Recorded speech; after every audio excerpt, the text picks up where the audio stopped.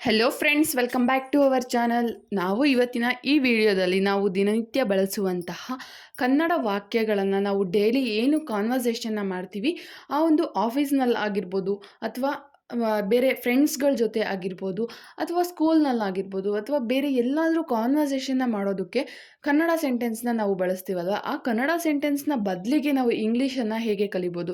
ನಿಮಗೆ ಏನೂ ಗೊತ್ತಿಲ್ಲ ಅಂದರೆ ಕೂಡ ಈ ಒಂದು ಇಂಗ್ಲೀಷ್ ಸೆಂಟೆನ್ಸ್ನ ನೀವು ಕಲ್ತ್ಕೊಂಡ್ಬಿಟ್ಟು ಇಂಗ್ಲೀಷಲ್ಲಿ ಮಾತಾಡ್ಬೋದಾಗಿರುತ್ತೆ. ನಿಮಗೆ ಇಂಗ್ಲೀಷಲ್ಲಿ ಏನೂ ಗೊತ್ತಿಲ್ಲ ಅಂತ ಇರೋರು ಕೂಡ ಈ ಒಂದು ಸೆಂಟೆನ್ಸ್ಗಳಿಂದ ನೀವು ಇಂಗ್ಲೀಷ್ನ ಕಲಿಬೋದಾಗಿರುತ್ತೆ.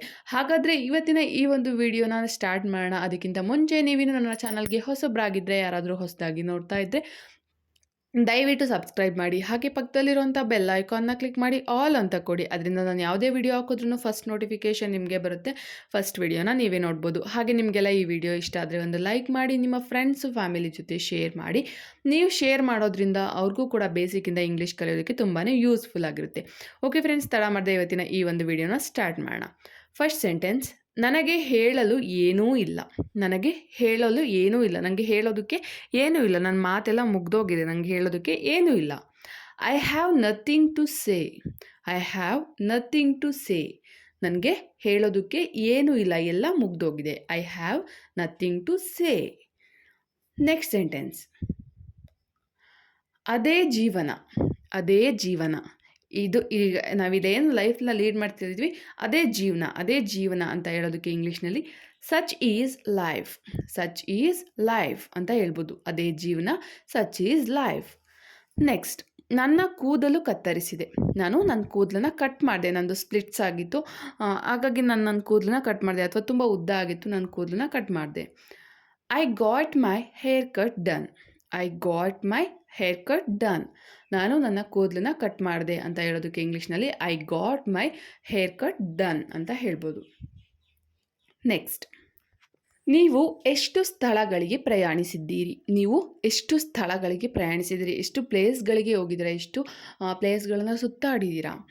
How many places have travelled go. How many places have travelled go. ನೀವು ಎಷ್ಟು ಸ್ಥಳಗಳಿಗೆ ಪ್ರಯಾಣಿಸಿದರೆ, ಎಷ್ಟು ಸ್ಥಳಗಳಿಗೆ ಟ್ರಾವೆಲ್ ಮಾಡಿದ್ದೀರಾ. ನೆಕ್ಸ್ಟ್, ಅವನು ನಿನ್ನೆ ನೋಡ್ತಿದ್ದಾನೆ. ಅವನು ನಿನ್ನೆ ನೋಡ್ತಿದ್ದಾನೆ. ಅವನು ಯಾರೋ ಇರ್ತಾನೆ ಒಬ್ಬ, ಅಥವಾ ಬೇರೆ ಯಾರಾದರೂ ಇರ್ತಾರೆ, ಅವನು ನಿನ್ನೆ ನೋಡ್ತಿದ್ದಾನೆ ಅಂತ ಹೇಳೋದಕ್ಕೆ ಇಂಗ್ಲೀಷ್ನಲ್ಲಿ he is staring at you. He is staring at you. Staring ಅಂದರೆ ನೋಡ್ತಾ ಇದ್ದಾನೆ. ಅವನು ನಿನ್ನೆ ನೋಡ್ತಾ ಇದ್ದಾನೆ. He is staring at you. Next, ನೀವು ಸಾಮಾನ್ಯವಾಗಿ ಯಾರೊಂದಿಗೆ ಹೋಗುತ್ತೀರಿ. ನೀವು ಸಾಮಾನ್ಯವಾಗಿ ಯಾರೊಂದಿಗೆ ಹೋಗುತ್ತೀರಿ. Who do you usually go with. Who do you usually go with. ನೀವು ಫಿಲ್ಮ್ಗೆ ಅಥವಾ ಪಾರ್ಕ್ಗೆ ಸಾಮಾನ್ಯವಾಗಿ ಯಾರ ಜೊತೆ ಹೋಗ್ತೀರಾ, ಅಥವಾ ನಿಮ್ಮ ಫ್ರೆಂಡ್ಸ್ನ ಕೇಳ್ತೀರಲ್ವ ಅಂತ. ನೀವು ಸಾಮಾನ್ಯವಾಗಿ ಯಾರ ಜೊತೆ ಹೋಗ್ತೀರಾ ಅಂತ ಕೇಳೋದಕ್ಕೆ ಇಂಗ್ಲೀಷ್ನಲ್ಲಿ who do you usually go with ಅಂತ ಕೇಳ್ಬೋದು.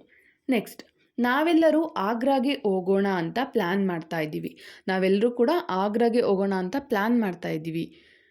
We all planned for visiting Agra. We all planned for visiting Agra. ನಾವೆಲ್ಲರೂ ಕೂಡ ಆಗ್ರಾಗೆ ಹೋಗಬೇಕು ಅಂತ ಪ್ಲ್ಯಾನ್ ಮಾಡ್ತಾ ಇದ್ದೀವಿ. ಇನ್ನೂ ಹೋಗಿಲ್ಲ, ನಾವೀಗ ಹೋಗಬೇಕು ಅಂತ ಪ್ಲ್ಯಾನ್ ಮಾಡ್ತಾ ಇದ್ದೀವಿ ಅಂತ ಹೇಳೋದಕ್ಕೆ we all planned for visiting Agra ಅಂತ ಹೇಳ್ಬೋದು. ನೆಕ್ಸ್ಟ್ ಸೆಂಟೆನ್ಸ್, ನೀವು ಎಂದಾದರೂ ವಿದೇಶಕ್ಕೆ ಹೋಗಿದ್ದೀರಾ. ನೀವು ಎಂದಾದರೂ ವಿದೇಶಕ್ಕೆ ಹೋಗಿದ್ದೀರಾ. ನೀವು ಯಾವತ್ತಾದರೂ ವಿದೇಶಕ್ಕೆ ಹೋಗಿದ್ದೀರಾ. Have you been ever abroad. Have you been ever abroad. ನೀವು ಯಾವತ್ತಾದರೂ ಅಬ್ರಾಡ್ಗೆ ಹೋಗಿದ್ದೀರಾ, ವಿದೇಶಕ್ಕೆ ಹೋಗಿದ್ದೀರಾ. Have you been ever abroad. Next, ಇಲ್ಲಿ ಎಲ್ಲಾದರೂ ಹತ್ತಿರದ ಬ್ಯಾಂಕ್ ನಿನಗೆ ಗೊತ್ತಾ. ಇಲ್ಲಿ ಎಲ್ಲಾದರೂ ಹತ್ತಿರದ ಬ್ಯಾಂಕ್ ನಿನಗೆ ಗೊತ್ತಾ. ಇಲ್ಲಿ ಎಲ್ಲಾದರೂ ಹತ್ತಿರದಲ್ಲಿ ಬ್ಯಾಂಕ್ ಇರೋದು ನಿನಗೆ ಗೊತ್ತಾ. ಕೆನರಾ ಬ್ಯಾಂಕ್ ಇರೋದು ಗೊತ್ತಾ, ಅಥವಾ ಕರ್ನಾಟಕ ಬ್ಯಾಂಕ್ ಇರೋದು ಗೊತ್ತಾ ಅಂತ ಕೇಳ್ತಿರಲ್ಲ. ಇಲ್ಲಿ ಎಲ್ಲಾದರೂ ಹತ್ತಿರದಲ್ಲಿ ಬ್ಯಾಂಕ್ ನಿನಗೆ ಗೊತ್ತಾ ಅಂತ ಕೇಳೋದಕ್ಕೆ do you know where the near bank is. Do you know where the near bank is. Do you know ಅಂದರೆ ನಿನಗೆ ಗೊತ್ತಾ. Where the near bank is ಅಂದರೆ ಹತ್ತಿರದಲ್ಲಿ ಬ್ಯಾಂಕ್ ಇರೋದು ನಿನಗೆ ಯಾವುದಾದ್ರೂ ಗೊತ್ತಾ ಅಂತ ಕೇಳೋದಕ್ಕೆ ಈ ರೀತಿಯಾಗಿ ಕೇಳ್ಬೋದು. ನೆಕ್ಸ್ಟ್, ನನಗೆ ವೆಜ್ ಇಷ್ಟ. ನನಗೆ ವೆಜ್ ಇಷ್ಟ. ನನಗೆ ನಾನ್ ವೆಜ್ ಇಷ್ಟ ಇಲ್ಲ, ನನಗೆ ವೆಜಿಟೇರಿಯನ್ ಫುಡ್ ಇಷ್ಟ. ನಾನು ವೆಜಿಟೇರಿಯನ್, ನನಗೆ ವೆಜ್ ಇಷ್ಟ ಅಂತ ಹೇಳೋದಕ್ಕೆ I like veg. I like veg ಅಂತ ಹೇಳ್ಬೋದು. ನನಗೆ ವೆಜ್ ಇಷ್ಟ. I like veg. ನೆಕ್ಸ್ಟ್, ನಾನು ಈ ಶನಿವಾರ ಫ್ರೀ ಆಗಿ ಇರ್ತೀನಿ. ನಾನು ಈ ಶನಿವಾರ ಫ್ರೀ ಆಗಿರ್ತೀನಿ. ನಾನು ತುಂಬ ಬ್ಯುಸಿಯಾಗಿರ್ತೀನಿ. ಈ ಶನಿವಾರ ಮಾತ್ರ ಫ್ರೀ ಆಗಿರ್ತೀನಿ. I will be free this Saturday. I will be free this Saturday. ನಾನು ಈ ಶನಿವಾರ ಫ್ರೀ ಆಗಿರ್ತೀನಿ. I will be free this Saturday. Next sentence, ಒಂದನ್ನು ಆರಿಸಿ. ಒಂದನ್ನು ಆರಿಸಿ. ಇದರಲ್ಲಿ ಯಾವ್ದಾರು ಒಂದು ಡ್ರೆಸ್ ತೊಗೊಳಕ್ಕೆ ಹೋಗಿರ್ತೀರಾ, ಅಥವಾ ಏನಾದರೂ ಜ್ಯುವೆಲರಿ ತೊಗೊಳಕ್ಕೆ ಹೋಗಿರ್ತೀರಾ, ಅಥವಾ ಸ್ಲಿಪ್ಪರ್ ತೊಗೊಳಕ್ಕೆ ಹೋಗಿರ್ತೀರಾ. ಆಗ ಇವಿಷ್ಟರಲ್ಲಿ ಒಂದನ್ನು ಆರಿಸಿ, ಯಾವುದಾದ್ರೂ ಒಂದನ್ನು ಆರಿಸಿ ಅಂತ ಹೇಳ್ತೀರಲ್ಲ, ಅದಕ್ಕೆ ಇಂಗ್ಲೀಷ್ನಲ್ಲಿ just choose one. Just choose one ಅಂತ ಹೇಳಬೇಕು. ಒಂದನ್ನು ಆರಿಸಿ, ಜಸ್ಟ್ ಚೂಸ್ ಒನ್. ನೆಕ್ಸ್ಟ್, ನನಗೆ 6 ಗಂಟೆಗೆ ಮೀಟಿಂಗ್ ಇದೆ. ನನಗೆ 6 ಗಂಟೆಗೆ ಮೀಟಿಂಗ್ ಇದೆ.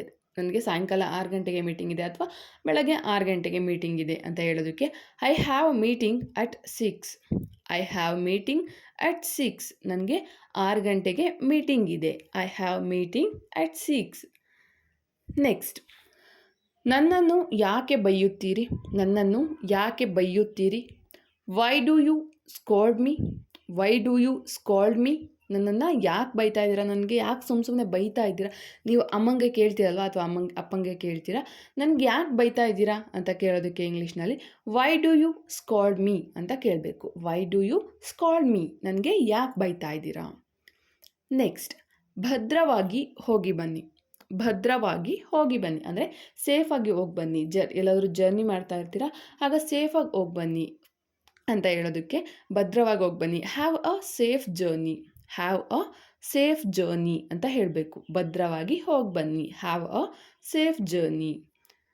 ನೆಕ್ಸ್ಟ್ ಸೆಂಟೆನ್ಸ್, ನನಗೆ ಭಯಂಕರ ಹಸಿವಾಗಿದೆ. ನನಗೆ ಭಯಂಕರ ಹಸಿವಾಗಿದೆ. ನನಗೆ ತುಂಬಾ ಹಸಿವಾಗಿದೆ.